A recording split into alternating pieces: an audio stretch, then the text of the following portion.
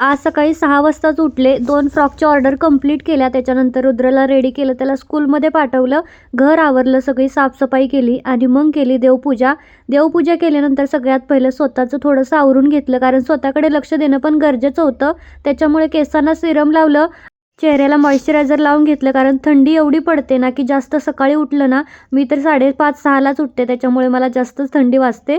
त्याच्यानंतर नाश्ता केला, माझ्या लक्ष्मीच्या पाया पडले आणि परत एकदा पुन्हा कामाला लागले, कारण आज मला एकूण 6 ते 7 फ्रॉक शिवायच्या होत्या आणि हे सगळं होईल का नाही मला माहीत नव्हतं. त्याच्यामुळे मला कंप्लीट करायचं होतं. पहिल्यांदा तर हा स्कर्ट टॉप रेडी केला, त्यानंतर तिच्या आईचा सुद्धा ड्रेस रेडी केला. तर तुम्ही म्हणाल कस्टमरचा का घालते, तर त्यांची खूप इच्छा होती मी त्यांचा ड्रेस घालून व्हिडिओमध्ये दाखवावं. त्यानंतर सगळं आवरलं, स्कूलमध्ये गेले, त्याला घेतलं. आमचं नशीब पण आज जरा चांगलं होतं की आम्हाला लगेचच रिक्षा भेटली. मेन म्हणजे रिक्षात बसायला जागासुद्धा भेटला. घरी आले आणि बटव्याची ऑर्डर कंप्लीट केली. चलो बाय.